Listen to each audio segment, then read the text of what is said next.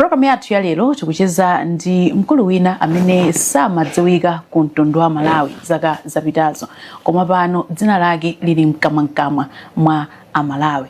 Komanso munthuyu anayesapo ndithu mwayi koma nkulephera kupeza udindo ku Chipani Cha MCP. Musatalikire, takhani pomwe. Kulandirani olemekezeka Vitumbiko Mumba. Zikomo kwambiri. Mulitu ndi mbiri yochititsa chidwi kuchoka pa umembala wamba ku Chipani Cha MCP kufika pa unduna. Mumamva bwa? Ndiyesa kuti aliyesa pakhala ndi mbiri inaliyonse and zimatengira ndi cholinga chako. So ukaona mbiri yako ndi zolinga zako umamva kukoma olo kusakhutisidwa ndi mmene zolinga zako zilili. So panopa ngene kuti mamva kukoma ndi malingana ndi zolinga zanga ya ndithu. Kufikira nthawi imene munatuluka ku convention ya MCP, mwina anthu samakudziwani, anakudziwani nthawi imeneja munangotuluka, and anthu amati this guy is too ambitious, kungofikira basi kufuna mpando wa vice president. Inu zimenezi, where were you getting the motivation kuti mungofikira pa mpando wa vice president osayisako mipando inayi? Mene nkamamba mujana kuti zimatengera ndi zolinga zako. Inde anthu atana kuti mwana ambitious and the like, palibe cholokiyo khala ambitious munthu. Komano as I said, zimatengera kuti cholinga chako ndi chani makamaka. Achakwera atu atani member wamba na onso nofika pa president, bora inafika pa vice president, you know. No bora kwe. Vice president. Ajali nso yaso na onso na member wamba, anangofika ni o vice president. Ndi anthu ambisi no yamba ya inde kuti anthu kuti ambitious uyu nangaye nawo. Chikanga kuti segregative justice, kuti anthu apanga akupanga zinthu mosankha. Ndi ambiri apanga zimenezozo. So si chachindu kwenye kuti Mumba wabanja ayi zotheka ndithu menga ndizimwe muthu akufuna. Before the convention, you had strong opposition kuchokera within the party. Oh yes, kuti anthu sakweneka kupikisana nawo, but we saw you fighting even kupita ku court. Mwina why did you went up to that approach kuti mpaka I should still fight, kuti I should contest for this position? Iyi ndi ndale palibe amene aweza udindo mwa ize mwa simple. Ngati uyamba ndale expecting kuti uzandira zinthu ngati ice cream ndiyo kunama, si ndale ndi nkhondo. You fight for whatever you want to fight for. So sinapita ku court ineyo ya, there are no court records kuti napita ku court. But when they correct, I never went to court. Koma anthu ena ufuna kwa bwina napita ku court, they're fighting on my behalf and other things, but I don't have any connection with them. Komano ineyo no mnabe connection. Some people are like kuti mwina akwatuma nda Mumba atwa ndi ndale zomwe ndale anthu amanga zambiri kuti izi nde mangoyangana zinazo kuti those are rumors and the end there, nowhere to be written or be kind of evidence. Komano as I said, mundale sungayembekezo mara ice cream, ndale ndi nkhondo. Any person in the party, you have to fight for it. If you think you get everything easily, then don't do politics, go to church. Koma panopa looking back, mumamvetsetsa chimene mwina anthu ena ku MCP amanenera kuti you should not vie for this position. As I said, ndi ndale for the high position. Is ndi ndale ndipo alisema kama ambition. When there's a crash of ambitions, people fight everywhere in the world. So sichachilendo yayi, and kuti there's any exceptionality kuti yayi basi pali exception it's ndindale basi ngotero kuti kuna kulikonse crash of ambitions makhala nkhondo, depending on how strong the opponents are. Ngoli makhaini ngati athuja na yeniyeni, but zinadusa zinapita modi nali yeniyeni mungadziwa kuti yini nkhondo yeniyeni from the number 2021. And I said without fear of contradiction idakalipo mpaka na panopa, because ena omwe ndina kana time manager asikira constitution kwanga panopa kuti no athanira no primaries asinthe ma area ma delegates and the like, then ndongoziyangana kuti achepa convention unali kuti study home ground yanga, I was fighting from outside koma kumuzi constituency mwati nkhondo imene inayamba 2021 moti maganizo awo oyima vice president ku Chipani Cha MCP munali nawo kuyambira kalikali? Of course. Of course. Anthu amadziwa so kuchipaniko kuti zimene mukufuna. Anthu anga amene mugenda ntchito amadziwa.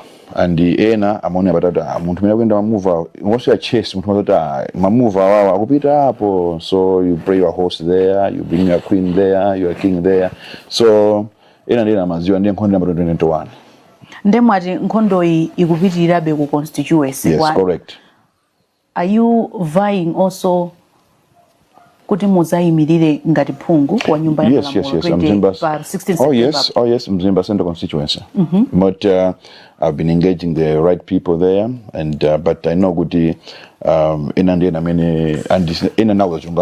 I know kuti masikira constitution wanga kuti finane, but I wish you all the best. Let's meet on the ground. So that is a game. So people employ many tactics kuti atani muntu to bury you politically. Moti galauza okonzekera ku constituency ko kunzimba kumnayamba kale.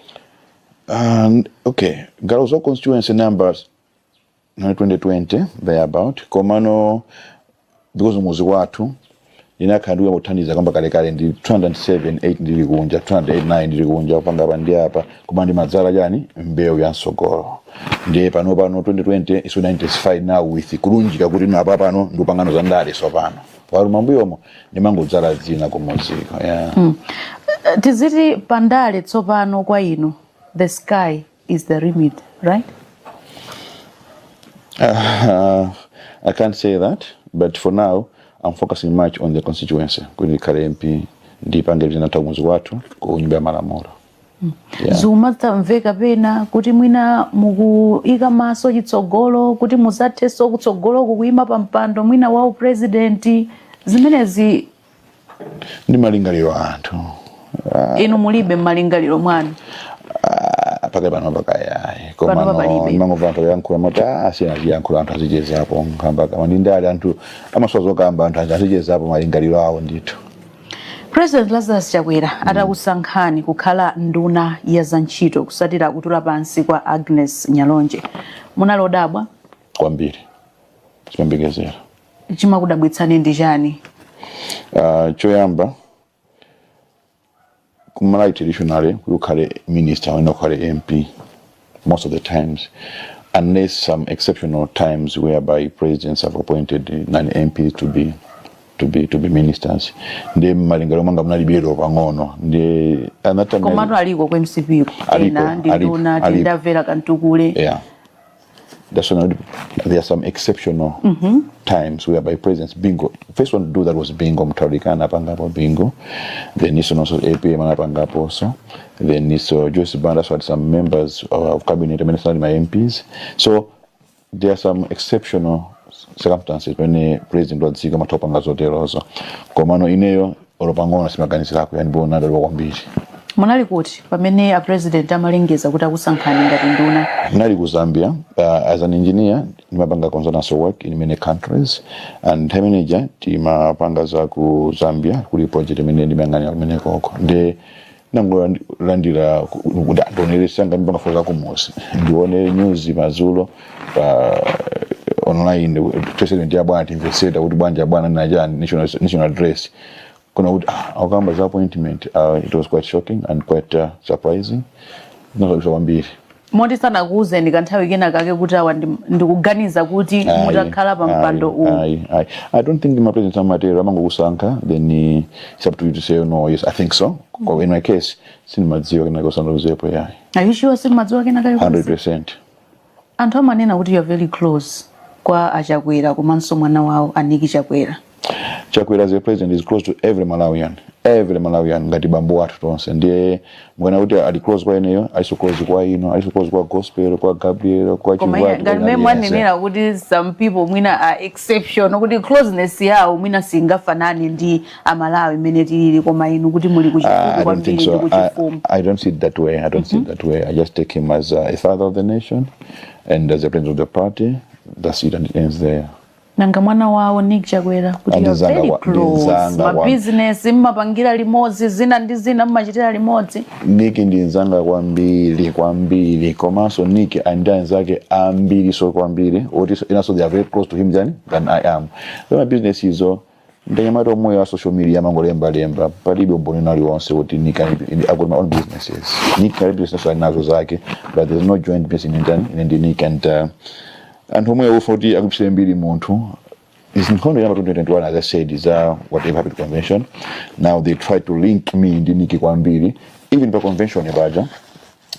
And when araguta muntu tanaye anana maboards alona kuti Vitumbiko mayagenda nyagondo ndango na first lady ndiye president afuna nephew wao wakaza wa carry vice president kuti kanya za kubanja and incoming na FS Kwambiri ma delegates the night before convention, you know, and they discovered too late kuti that was a lie. Ena wabwe wanoba confess ananamiza zakuta kuti apepa na Mumba ngota zitaini zimene zozo. So people just create stories kuti nango kuononga dindali is a game, so you don't get offended. You just know, oh, okay, all right, that's how they do it. Fine, you learn and you move forward.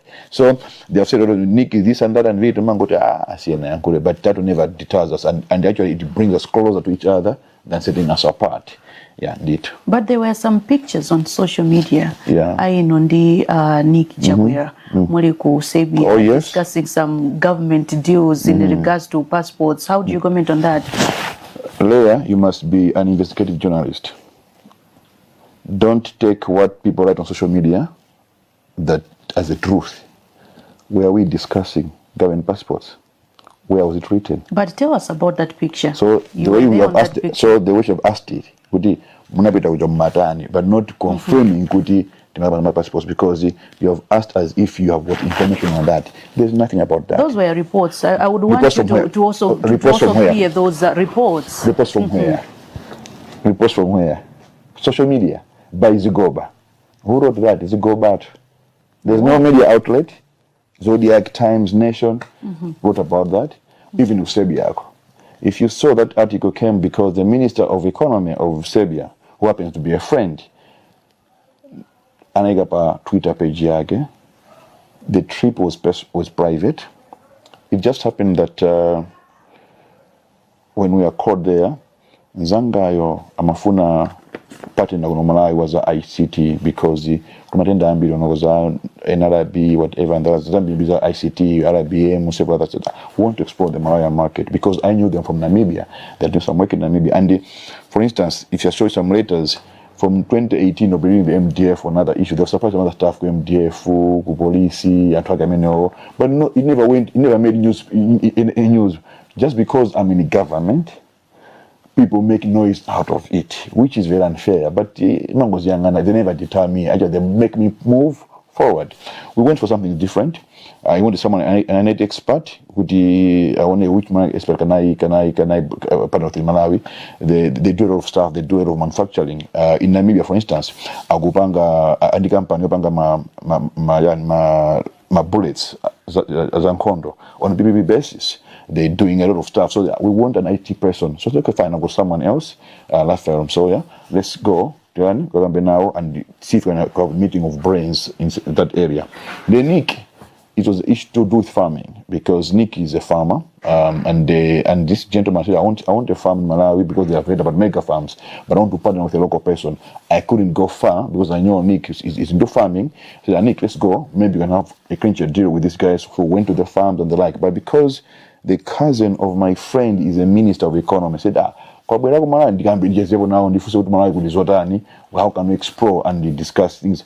Not officially. On personal capacity. Oh yes. So you took pictures and put on Twitter. That's how people could know about it. But we never went there on government business. Tibwelereso kusankidwa kwanu ngati mnduna. When you stepped into office, kagwiridwe ntchito kanu kanaonekeratu kuti ndikosiyana ndi momwe nduna zina zimagwirira ntchito. Komanso mwina nduna imene inalipo imagwirira ntchito. Anthu adayamba kupanga compare performance yanu ngati minister ndi anthu ena. Are you aware on that?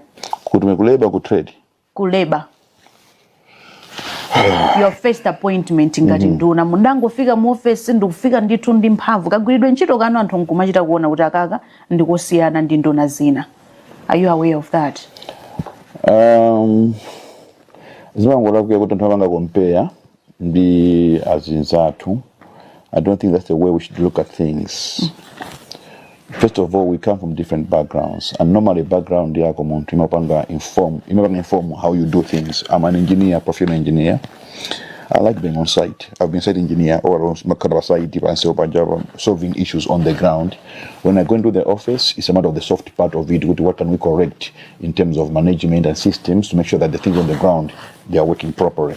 So I like being on the ground because I'm an engineer. Engineers like being on the ground. Now I chair, Datenga bingo, economic engineer, even a political engineer, because engineers are known to be action people. So you can't do action in the office. You do action on the ground. So I'm just being an engineer. So you can't compare an engineer to others. It's different. So and to Azingo versus I would rather compare an engineer to an engineer because we're made from the same fabric. So I'm going to like this and I'm going to compare and Chito. Kumene munasankhidwa kuyamba kukhala nduna.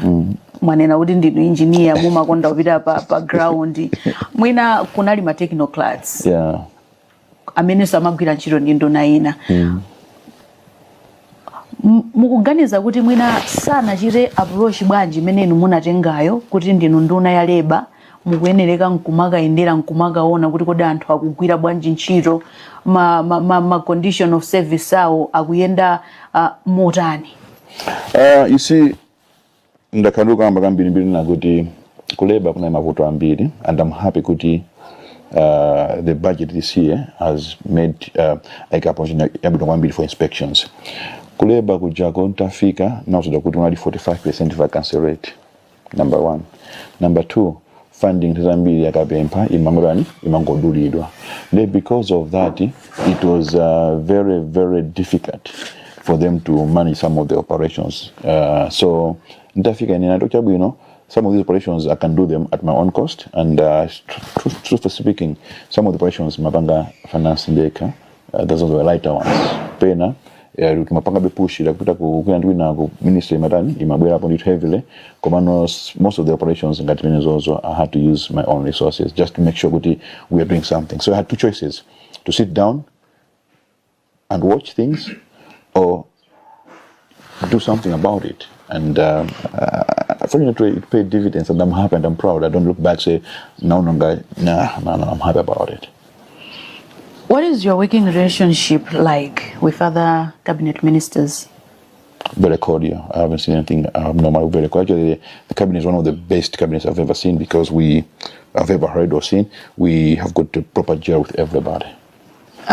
Ndikufusa izi chifukwa chonena zokuti ma ministerial policies I know kuti they are linked kuti mwina ntchito zimene inu mukugwira zikukhuzanso pena unduna wina kuti mugwire nawo ntchito bwinobwino mwina apa ku trade kumene muli mukamachita zinthu zina mukuyenekanso kulumikizana ndi unduna wina mwina wazachuma ndi ena. So I wanted to know kuti relationship yanu ndiyotani ndi ma cabinet ministers ena. So far so good, nothing out of the ordinary, and like many of trade the closest work with Kwambi in the Azachuma Chichola, and he's just my neighbor, a house away from me. So I can go to his house for a cup of coffee, comes here for a cup of coffee.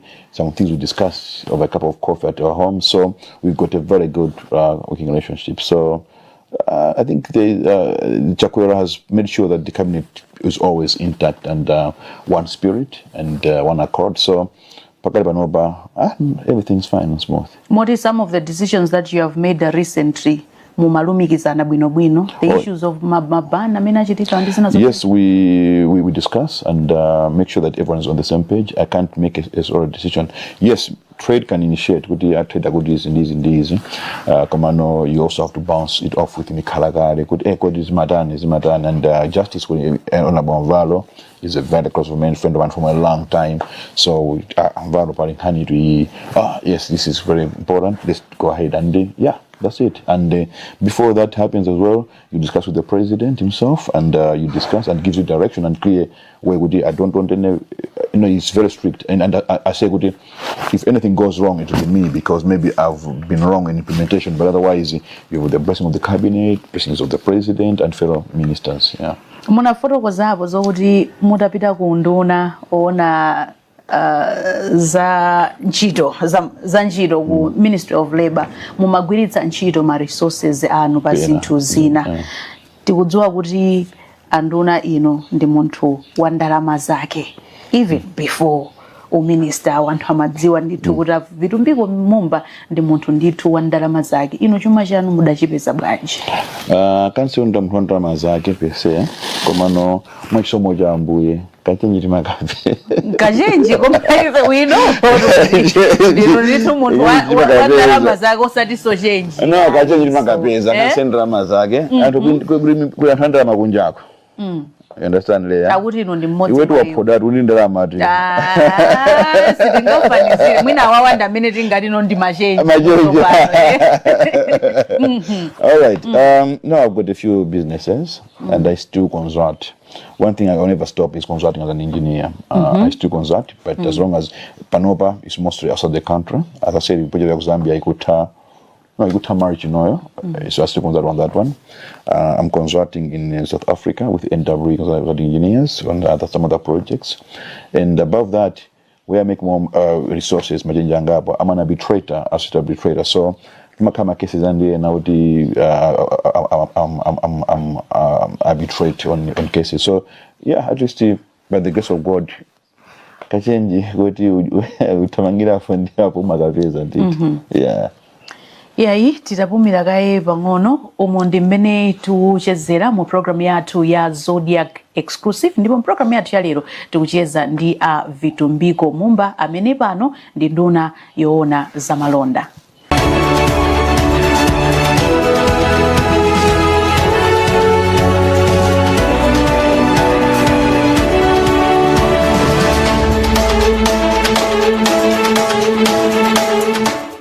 Takulandiranso ku program yathu ya Zodiac exclusive ndipo program yathu ya lero tikucheza ndi nduna yoona za malonda Vitumbiko Mumba. Tinakambapo mongodusirira kusankhidwa kwanu ngati nduna yoona za ntchito, Minister of Labor. Mwangokhalako pang'ono mukugwira ntchito amalawi akudziwani akonda ntchito zanu mwasunthano a president akusankhani kukhala nduna yoona za malonda. Do you think appointment imene a president achitaponso chedwa kuchosani ku nduna yoona za ntchito kupita ku nduna yoona za malonda mwina ndi mmene munapangira perform komanso ndi mmene amalawi anakukonderani kunjako? You see, my appointment atwa amachita pa chizungu kenya mangoti prerogative ya president.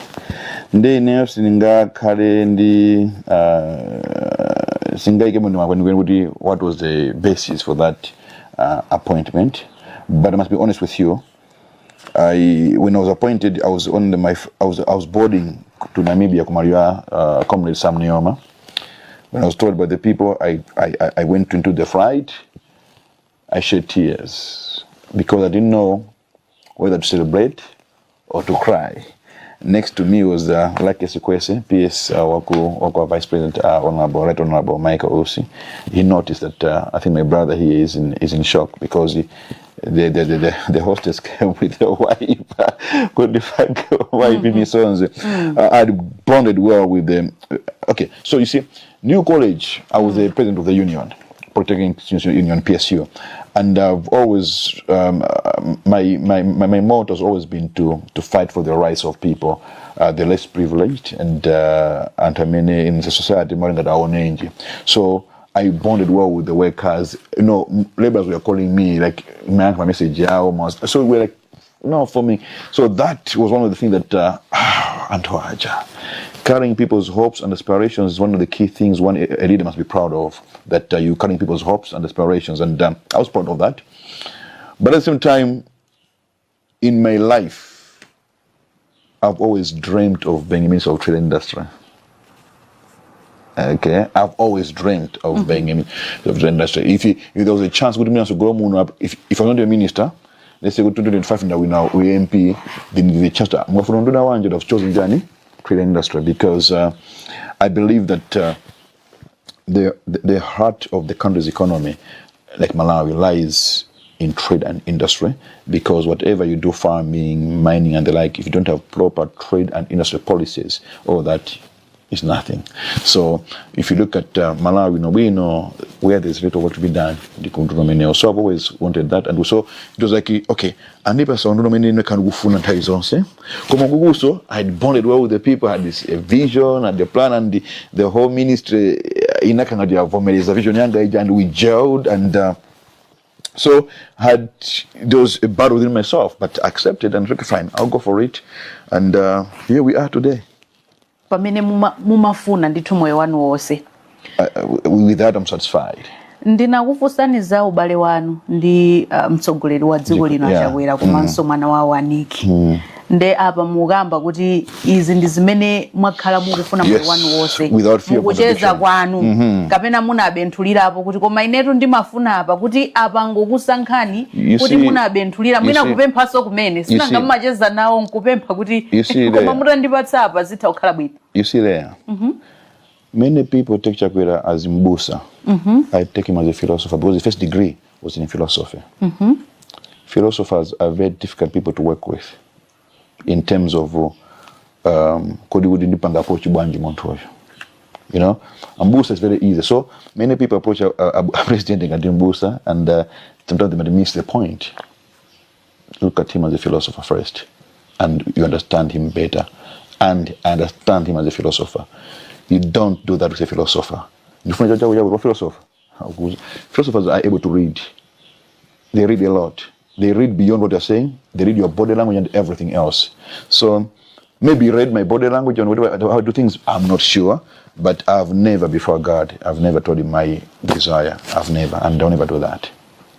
Pano akusankhanino kuundunako mwina kumene anthu amaona zokuti zinthu zambiri zimene mudziko muno mwina zikutivuta zimafunika ndithu kuyika mapolisi ogwirika ku unduna wa za trade. Pano kuti muli kumene koko mukuchita zotani kukonza zinthu mudziko muno?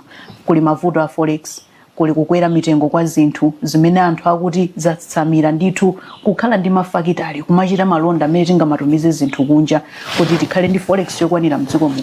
Kukwera mitengo kwa zinthu mukuthana nazo bwanji zinthu zimenezi? That's a very difficult question, Leah, and a complex matter, but let me tell you something. As a country, we are a capitalist economy, all right?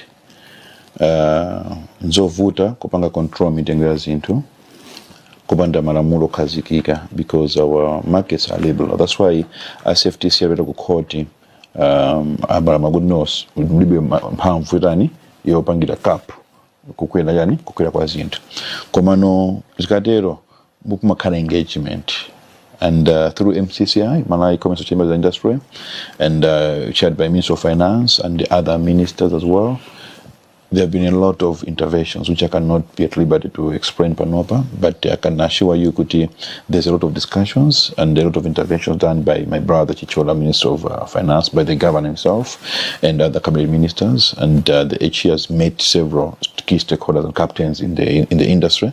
So it's a collective effort, not only for Minister of Trade and Industry, it's a collective effort. But having said that, as Minister of Trade and Industry, as I said, I'm an engineer, I like being on site. So I've been on site, I've met people, I've dealt with people on the ground. I've found out that there's something that need to be fixed in the office. Okay? For the things in the office to speak to the issues on the ground.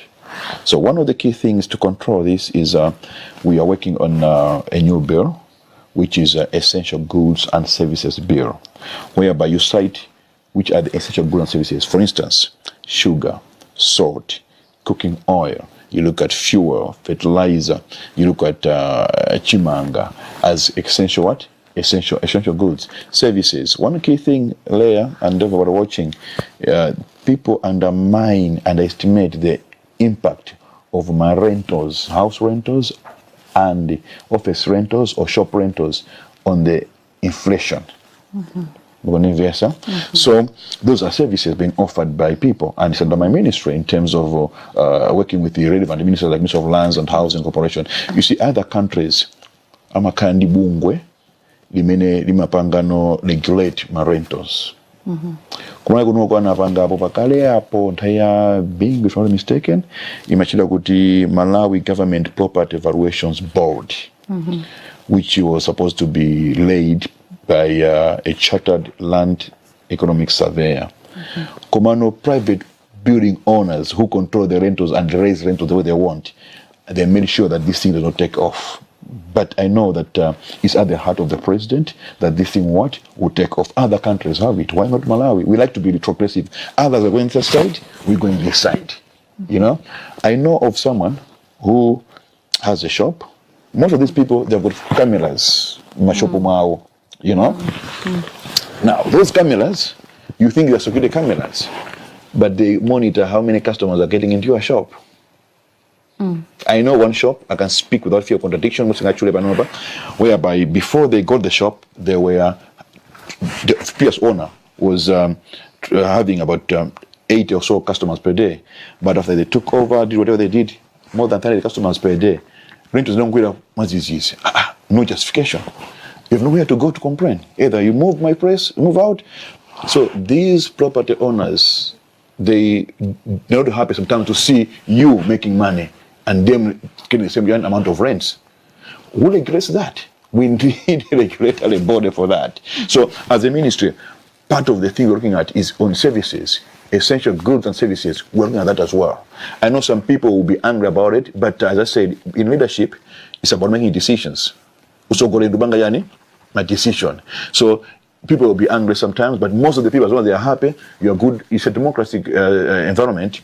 People will be happy, some will not be happy, but we have to consult. So there will be a series of consultations along the way with stakeholders on this issue. But I know the Malawi Government Property Evaluations Board is there, was established there, being referred by Giri. I can't remember, and we are some people, we are part of the board and the like, and the Minister of Lands, if I'm not mistaken, it should be Minister of Lands, not Housing, one of those is there.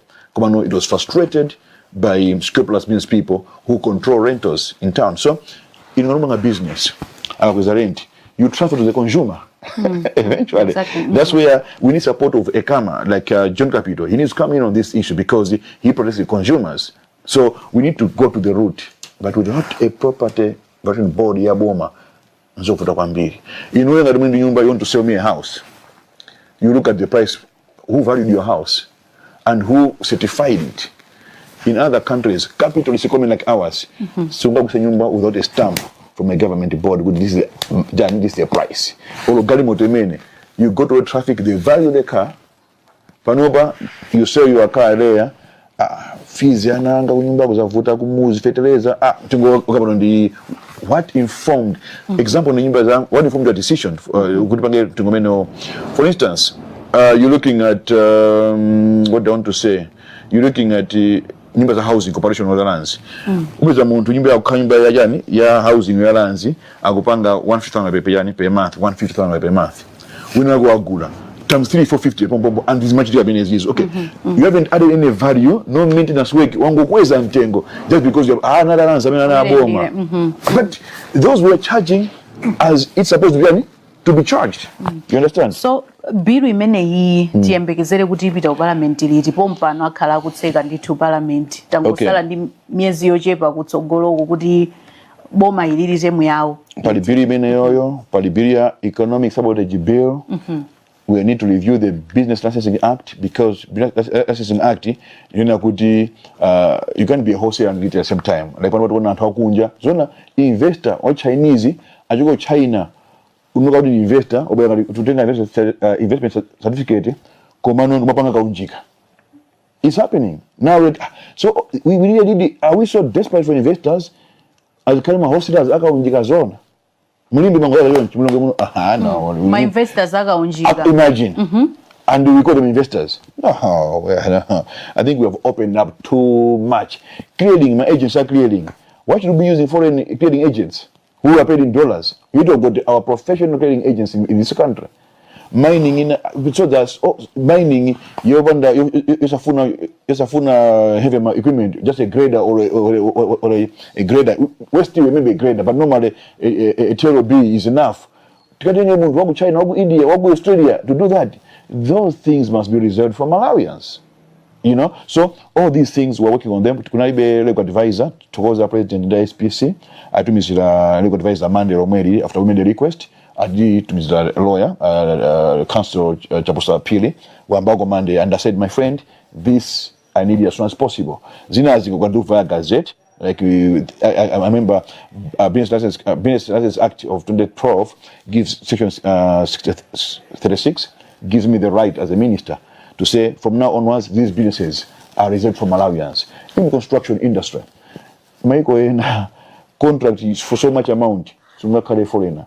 Kwa kunoko kukunda ya 2 billion kwaja, muli anthu akunja paka nawo. Nanga Malawi apanga business nthawi yanji. So is this now zoti thamanga pano through gazette after consultations, but some bills matenga nthawi. We need wider consultation because we have malamulo. So it can be this parliament obviously because we need to consult several stakeholders. But the fact that we have started is a positive thing. So pamwe tikafika. Mwakamba hapo kuti kukwera kwa mitengo kwa zinthu ngati dziko mwina palibe munthu amene angapange control zinthu zimenezi. Komano amalawi kunja kwa kumadandaula kuti koma kukwera kwa mitengo kwa zinthu kuku kwanyanyira. 2020 timagula 2 liters ya mafuta pa 2000 kwacha koma pano mpaka 17,000 ena 20,000 kumene 6 liters timagula 6,000 koma pano mpaka 45 sugar 400 chakuti pano mpaka nafika pa 2.8 akweza posa chidwa pompa tikakamba za chimanga ndemu kudziwa kale pano ndi 100 chakuti akuti ukuku kwanyanyira unduna wanu mukamamva zoterezi mukumamva bwanji zonse zizokupeleka mtima and pena umafuta ningotere but ndi zikula malamulo. Number one, we are a democratic country koma so dziko limene lima satambi malamulo. So in our dealings or in our holy anger we should not be stepping on other people's mafulu awo. Chimene ndikakuze naleya muli apa koma so mwana kunivesera zimene anena president ku parliament akundipanga appoint mukamvese bwino speech nanga bwana apaka appoint ngati ndona ya trade and nakuti I've got a resolve to deal with cartels. What happened was cosmetic. Dola inafika pa 6.2 but within a week inasikaso panoba pa black market panoba pa 3 chakuti. There was nothing the economic activity what has happened with this Karijonch apart from deliberate moves by unscrupulous business people who want just to make a killing and just make things hard for Malawians. And I can assure you their plan was good. By the end of this month the dollar should be equal to 10,000 kwacha. But because of the leadership of Dr. Chakwera and he put people together even before I was appointed, they started working on this. And after Bweramo to just swimming along, they have done even before I was appointed. They had already contained this before I was being appointed. When I came back, took over na utanzangarani apangapangakali zambiri modinga nipangibukenga koseneyo just kwa chipachabe. But as long as the cabinet ministers were there and who are there at the moment, they had already done a lot with the president and engaged with several stakeholders. But what I can assure you, we are engaging and we are engaging and we are engaging. Means so zero meeting imemachida kuti public private dialogue forum chaired by MCCI, whereby stakeholders in manufacturing, in financial services, SME and construction, we come together and we meet and discuss, and all the things are being thrashed out, and we are getting somewhere. So Malawians should be assured that in as much as the law is a bit as a capitalist economy, we can use much to get that. There might be some other way out, but we are trying to engage because in this scenario the best we can do is engage and not simply. Tinena kuti boma linagona kwambiri kuti linalekerera kwambiri 4 years zinthu nkumangoenda motere umu mitengo nkumango kwera kwambiri. Boma sinagonepo ndipo sizagonapo komano the thing is we need, as I've already said, boma sinagonepo izi zimene zikuchitika panozi bwanji sizinachitike zaka ziwiri zapitazo zaka zitatu zapitazo. Izi zimene zikuchitika pano kuthamanga kusintha zinthu kuona kuti anthu sakuchita izi bwanji sizinachitike zaka ziwiri zinachitika ngoti there's no media publicity.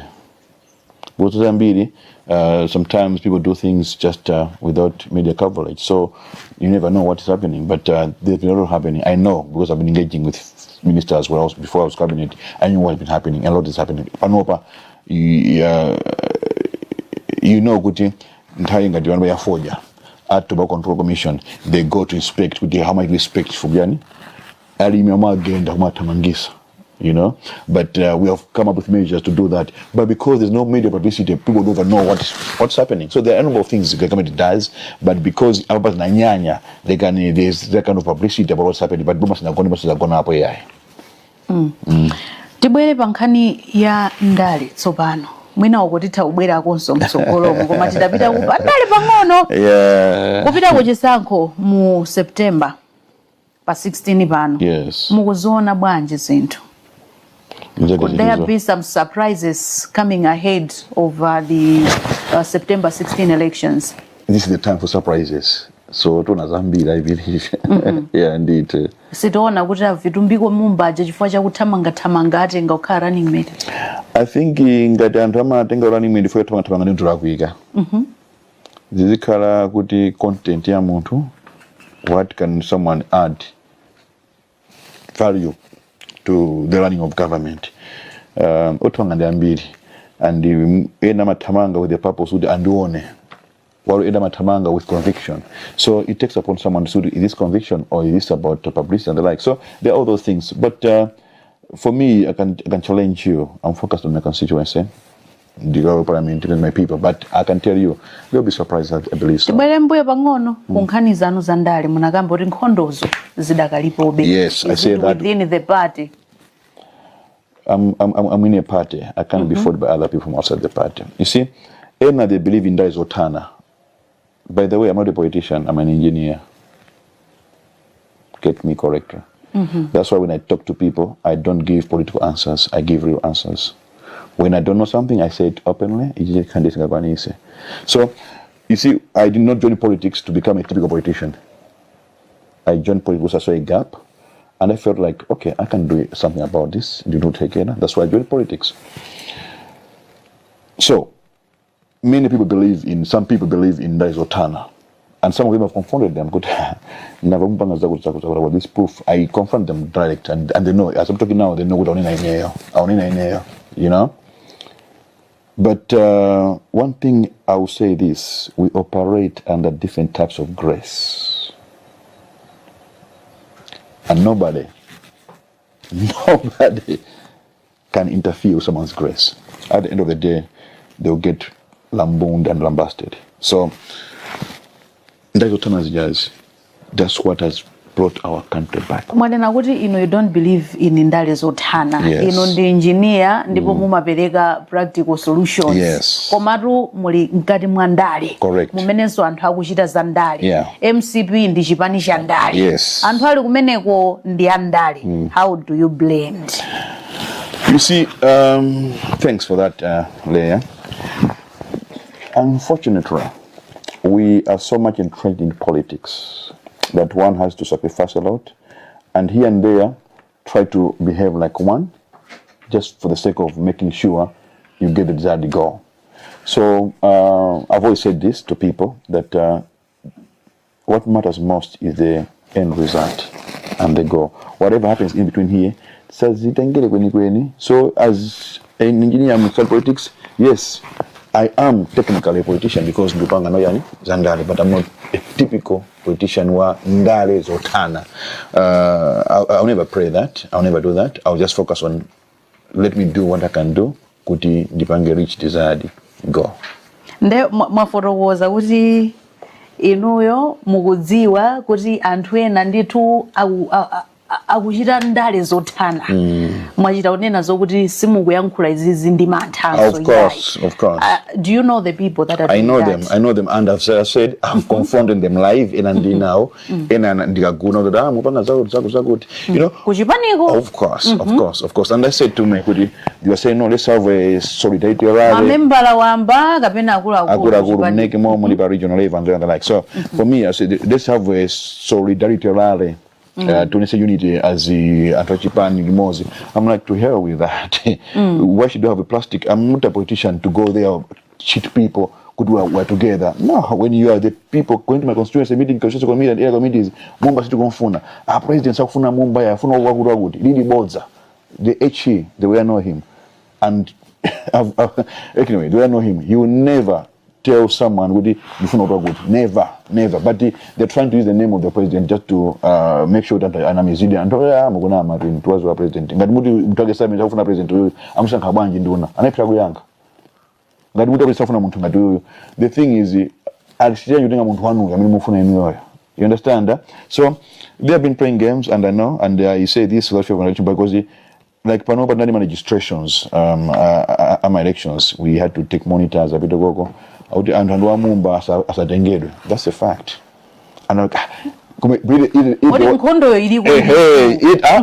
they say let's have a solidarity rally for what? When you are busy segregating people who are siding with me.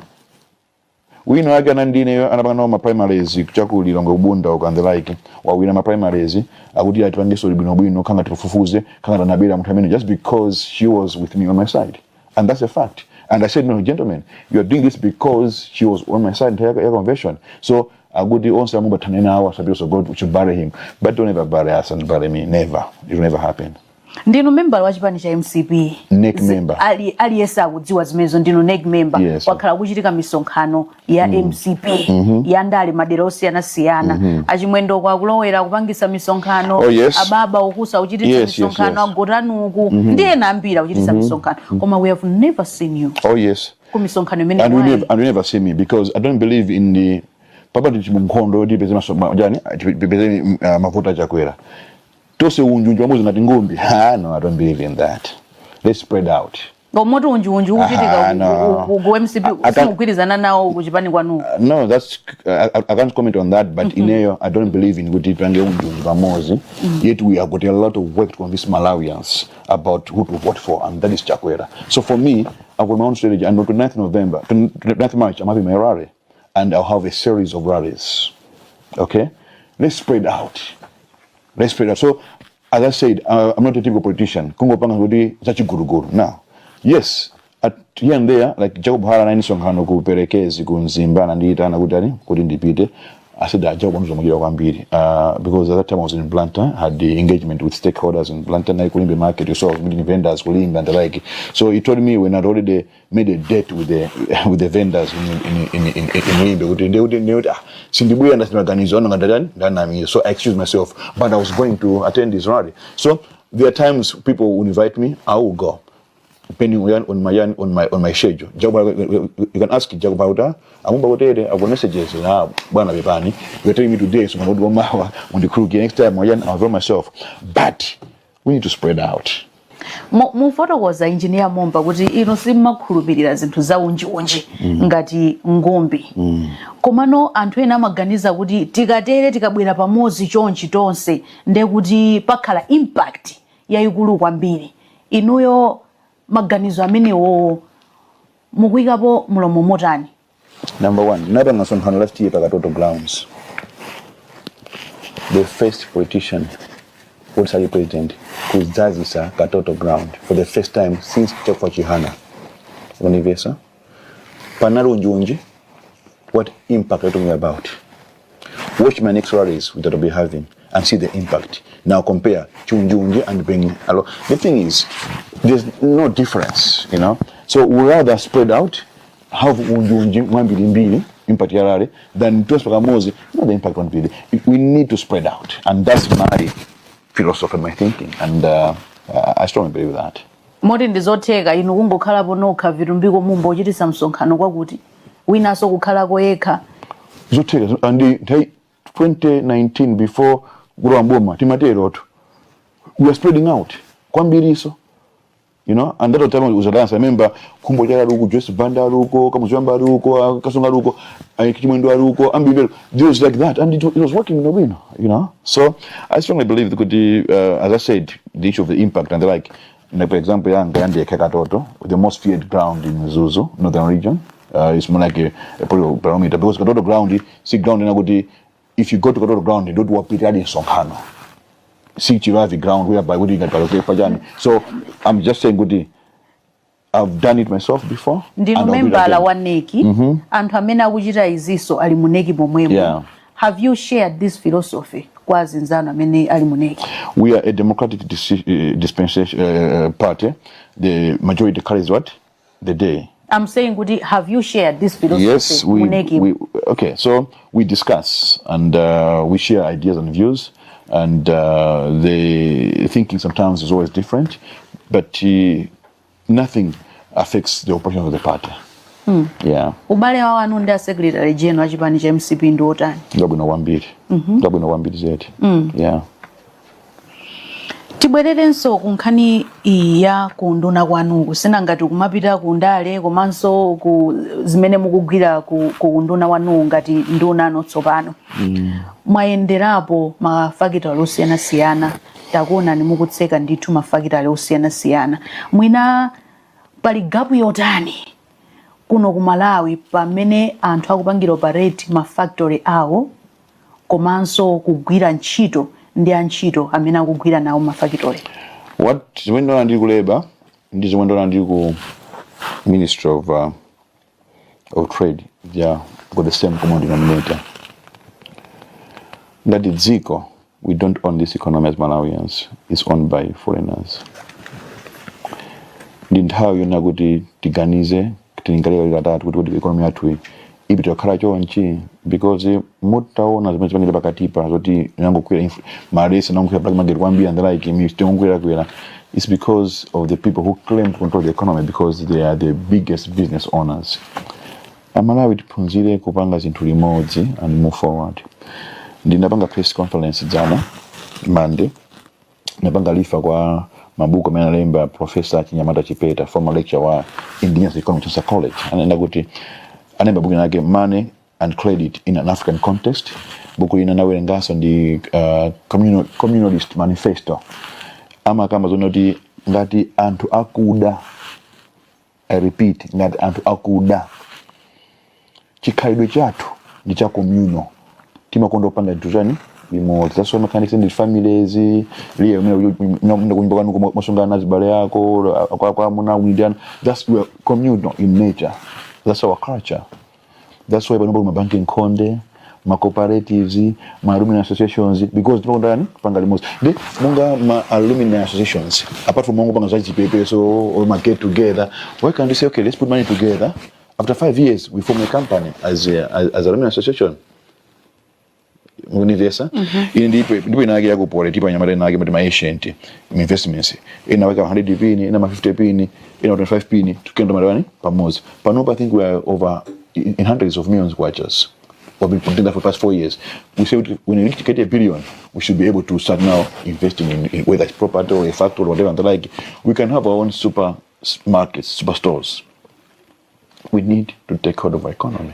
So the biggest underlying problem I've seen, we don't own the economy. We need to own the economy. Otherwise, these things will continue and people continue exploiting Malawians, exploiting us forever and ever.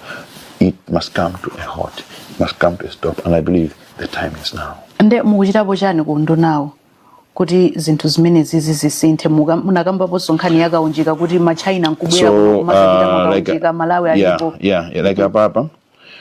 Ndani kamba za section 36 ya Business License Act imene mandoleza nayo kuti mabisa wawa tiitani zona abale kaunjika alipanga anthu akunja, you know, mining iyo ngofuna makaso anthu akunja, clearing and forwarding my agency anthu akunja.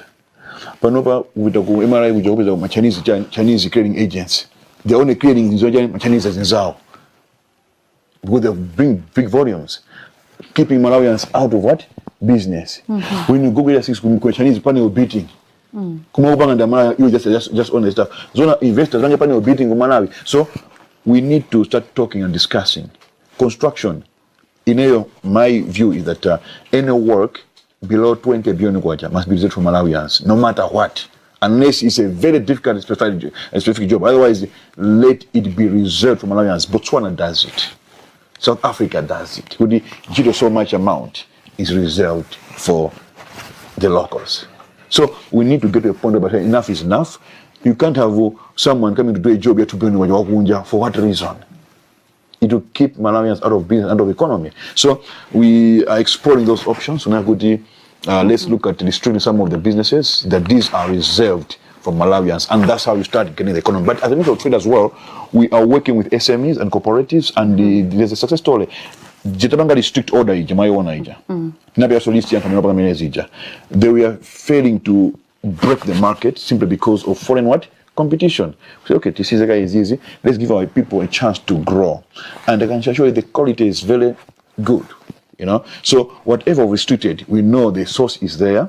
the quality is there, the standard is there. The consistency might be a challenge because they've not been tested now.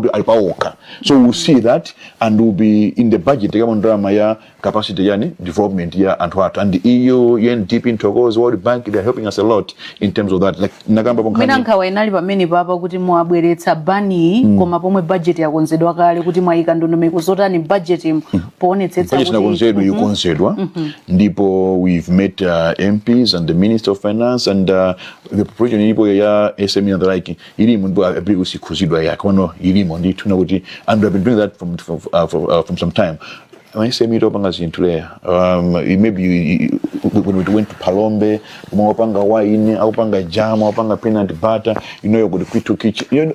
Actually I'll be visiting some other companies with the aim of marketing them. In Pemba, the first powdered milk factory in Malawi, owned by an indigenous black Malawian. People try to suppress him. That guy, there's a story, resilience.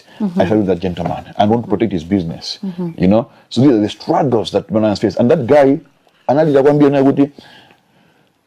business, it was a challenge. You know, it was a challenge. But there's some foreigners who come here, them of investors, they just come with an idea, they have to get funding. Investor investment yake instead of bringing money to invest in the country. We need to change the way we do MITC issues, investment certificates. In other countries where I've lived and worked, you cannot come into a country as an investor with less than $10 million. Kunogo, I was being told $50,000, but you're an investor. $50,000. Come on. When some people in business in Malawi, that's their money, they take to Dubai and do South Africa. Then bring an investor. No, we can't go on like that. So we need, so as a ministry, we are looking at all those things. You understand? So in terms of the ban, yes, we've done that, but the quality is there. Nagamba that's Sapato. We've got Chatad Zone Studio at Chileka. I went there, I go bang jumbo the school shoes, and I said again, pass out your last time your MDF 1,500 shoes. So if we're able to meet my standards MDF, which are the highest level of security, why should my company security like police, like prisons, like MRA, like my Yaji Voice, not buy from them? It's made, and with the support from the EU, we've got a nice factory that makes that. So we need to give them a chance and shoot them from competition, and the law allows us to do that. As much as we appreciate the work that you're doing, Honorable Minister, kumaturuka mpikisira zina kuti mwina makampani na mene mukumayendera mwina akuti zinthu zina mwina mukumango zipeka chabe kumango aphatikizira kuti ya isa kuchita bwino izi mwina ndikuatsekera kuti nanunso mupezepo kena kake. How do you comment on such rumors that are coming out? I mean, taphatikizira tatsekera mosa ndo na capital court. No one has complained. No one. Remember saying na Chipiko 14 days utani ikutamawa. Tisete gulama 14 days yakwana. And the rest later we engage them. We are meeting them today at 10:30. So what I do is I don't meet them alone. I meet them, my peers and directors this side, also this side, and we discuss open table. So if there's anything I'm for what? You know, otherwise, Asana and Abuela, we discussed, explained the issues, and I think lero I think I'm Blantaya. So there's only two that we have closed. They're still closed, and we have closed them, and we don't have even their contacts until after 14 days. And winner, called saying, I didn't know my manager is doing this. I have fired him. Mitengo yaka unjirani, that's Isago. Very good to watch.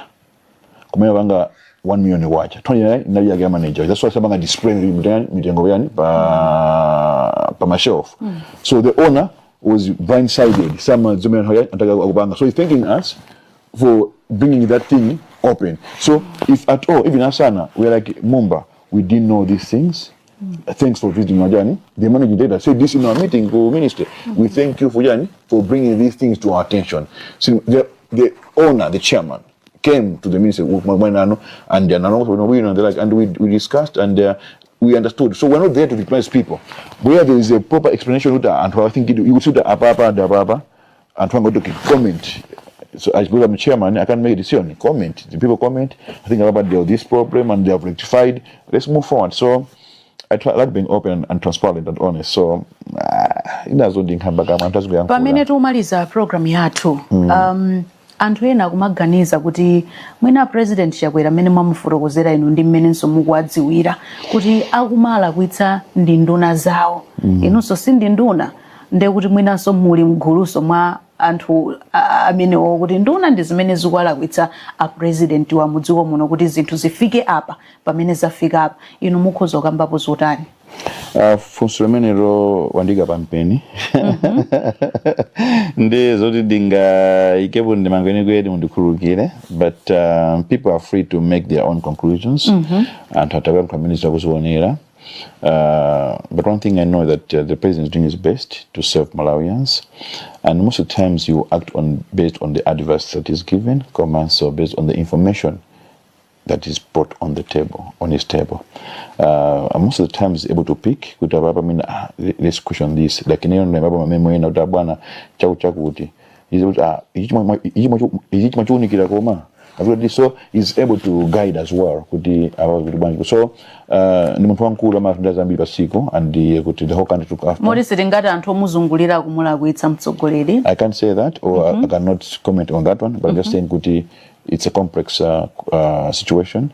But what I say that he's doing his best as far as I'm concerned, and even the ministers are doing their best to help serve the president. Pomaliza ntchito imene mukugwira akuyamikira si anthu okuti mwina ndi aboma a MCP okha kapena Malawi ena, komanso mwina kumbaliyo zipani zotsutsa zikumatha ena tupamva kumatha kuyamikira ntchito imene mukugwira ngati nduna munayamba kuleba kuno apa ntchito imene mukugwira ku Ministry of Trade. Kungoyerekeza osati ni mmene zikhalire koma MCP tiyerekeze kuti mwina yaluza chisankho pa 16 September kwabwera boma lina kaya nda DPP, UDF, UDM, AFOD kaya DPP ndikusankhani inu kuti mukhale nduna mu boma limenelo. In two ways. Number one, a Malawi anatopa ndi ndale. That's why I said in a ndale an engineer, professional. I didn't join politics to become a typical politician, but just to work. And when you see people from both sides of the parliament saying that in terms of supporters, it just shows you one thing. People are tired of politics. They want something anew. That's number one. Number two, siningaelekeze kuti MCP ya choka the women are like because the MCP will come bomb my eye, and so there's nothing to never. Anthu akuti kuvuta nito MCP malonjezo amene munalonjeza ndi zimene zikuchitika kukwera mitengo kwa zinthu nachulako kuti mitengo zinthu zakwera kwambiri peteleza munalowa kuti afika 4500 pano ali pa 100 chakuti anthu utadandaula ona kuti aku Zambia fuel cheaper from Malawi, and that's a fact. Zambia is coming to get fuel from Malawi smuggling because it's cheaper this side. So, let's look at it from a global perspective. Global perspective, not only Malawi, because Malawi, we're even a global village. So you cannot look at Malawi as Malawi per se. Look at Malawi as part of the fabric, ya Ziko. So, what's one tango? It's not only Malawi; it's everywhere. So. It's a matter of how we explain and let people understand. So I'll say it again. What I can tell you is NEVER, never. Chakwera Sakuchoka, Boman Dromera MCP. We are ruling again from 16 September onwards. 2000 kwambira nduna ndino mutu oyenda kamwendo njira tinatero muri mu makamu pena bali bose koma munapeza nthawi kuti mucheze nafe mu program yathu ya Zodiac exclusive. Thank you so much. Thank you. Omunso ndi mmene tamalizira kucheza